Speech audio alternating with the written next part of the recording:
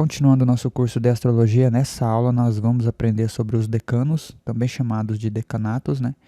E suas relações com os quadrados mágicos.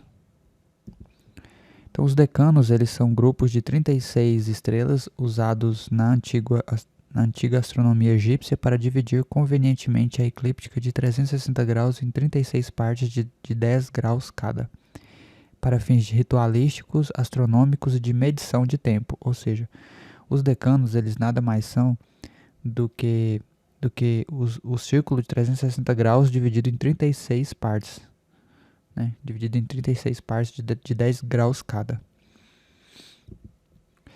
Já um quadrado mágico, ele é um arranjo de números em um quadrado de tal forma que a soma de cada linha, coluna e diagonal seja um número constante, a chamada constante mágica. Então observe aí na tela esse exemplo, né? Onde eu tenho essa tabela e vocês podem somar os números, somar as linhas, as colunas, ou somar na diagonal, o resultado sempre será 15, não importa de que maneira vocês somem. Então, a gente vai pegar, para a gente medir o tempo, utilizando os quadrados mágicos e os decanos, a gente vai fazer o seguinte, a gente vai começar aqui no signo de Áries, né? E a gente vai colocar aqui o número 6, 1 e 8, que é essa primeira fileira aqui. Depois a gente continua repetindo o processo. Aqui, ó, 7, 5, 3. Depois 2, 9, 4. E aí repete de novo. 6, 1, 8, 7, 5, 3, 2, 9, 4. Dessa vez no sentido anti-horário. Porque a gente vai seguir o zodíaco. Então, feito isso, agora a gente vai pegar os planetas. Opa!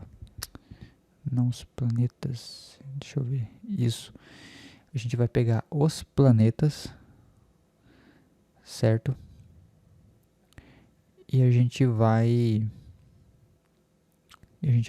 agrupá-los aqui de acordo com o número que eles receberam. Por exemplo, perceba aqui que a Lua ela está a mais de 10 graus de Áries, portanto ela vai receber o número 1, que é o que está aqui na segunda posição.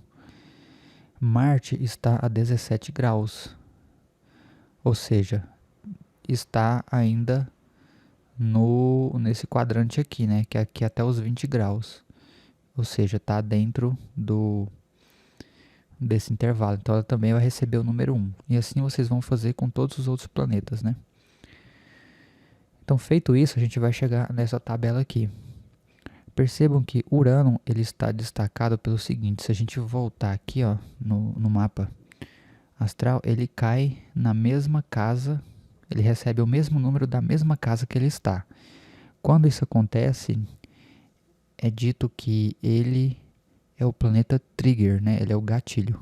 Ele é o iniciador de todo esse mapa aqui. Então, por isso que ele está destacado aqui em vermelho. Feito isso, a gente tem essa tabelinha aqui, que é muito similar a uma tabelinha que a gente viu no curso de numerologia, né? Em que aqui na parte de cima representa o plano espiritual. Então mostra os assuntos espirituais que a pessoa está lidando. Aqui no meio já seriam os assuntos mais intermediários, né? É o que faz a pessoa compreender essa ligação que ela tem aqui do mundo espiritual aqui com o mundo físico, né? Então esses planetas aqui é o que permitirão a pessoa acessar os dois mundos. Basicamente é isso. E percebam o seguinte, aqui a gente tem, aqui na oitava casa caiu Sol e Netuno, mostrando aí um desejo, um anseio dessa pessoa em utilizar o seu conhecimento, né, para o empreendedorismo. Eu tenho muita vontade de abrir um lugar para atender pessoas, né, de fato. Utilizar esse conhecimento que eu tenho para atender pessoas. Então, isso já é uma informação que a gente pode extrair aqui desses posicionamentos aqui. Mas a gente também tem mais coisas interessantes aqui, por exemplo. Saturno e Quirón aqui na sexta região aqui, né? Ou seja, mostrando aí uma pessoa aí que tem problemas, né? Uma pessoa aí que tem problemas, né? Dificuldade de se estabelecer na vida, né? Então, por meio de uma análise meio que numerológica, meio que astrológica, né? Combinando as duas coisas, a gente consegue sim chegar aí uma tabelinha que a gente consegue prever algumas coisas aqui, mas a gente pode melhorar isso ainda mais. De que maneira? Então vamos começar aqui então pelo planeta iniciador, né? Pelo planeta gatilho aqui. Vamos pegar esses dois aqui. Então a gente vai pegar esses dois, a gente vai usar uma fórmula universal para calcular ciclos, para a gente entender como que essas energias vão operar na pessoa ao longo de um determinado período de tempo. Então a gente vai utilizar essa fórmula aqui, que é uma fórmula de um indiano, tá? Que um indiano desenvolveu, mas que ela é eu apelidei de fórmula universal dos ciclos porque ela funciona para qualquer planeta em questão do mapa astrológico.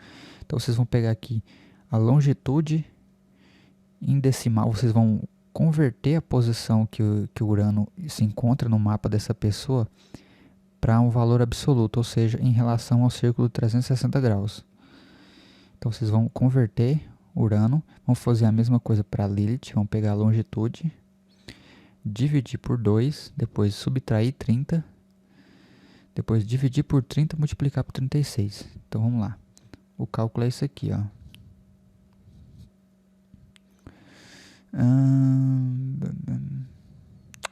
Não. Aqui eu cometi um erro. Falei errado. Aqui não é em relação ao círculo de 360 graus, mas em relação à sua própria longitude mesmo, tá? Falei errado. Então vamos continuar aqui. Você vai pegar o valor mais esse dividido por 2, menos 30 dividido por 30 vezes 36. Então fazendo o cálculo aqui no passo a passo, ó. Soma esse com esse. Divide por... Aí depois você divide por 2, menos 30. Aí você divide por 2 aqui. Menos 30.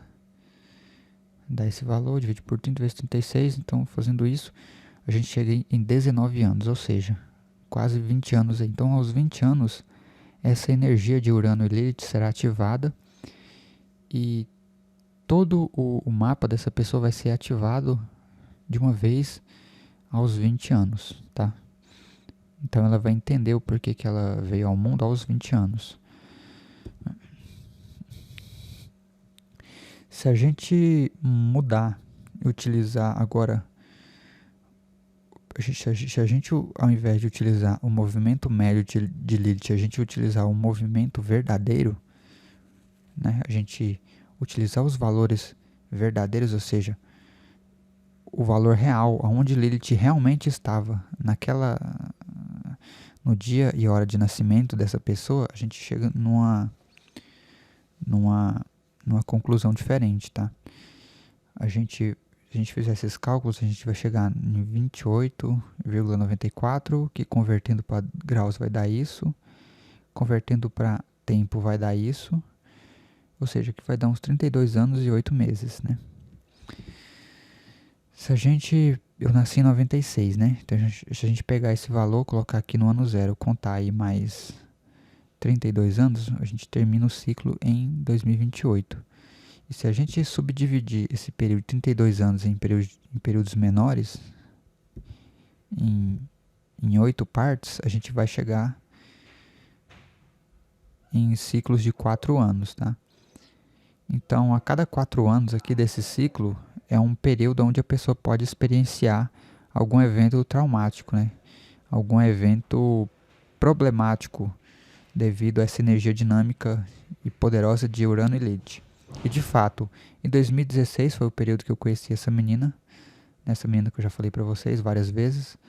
E aqui em 2020 houve um outro acontecimento aí, marcante também na minha vida, tá? Então, de fato, mostrando aí que os decanatos, eles sozinhos não significam muita coisa, mas quando a gente os combina com o quadrado mágico, eles são uma ferramenta importante de previsão, tá? Então espero que tenham gostado dessa aula e nos vemos nos próximos vídeos.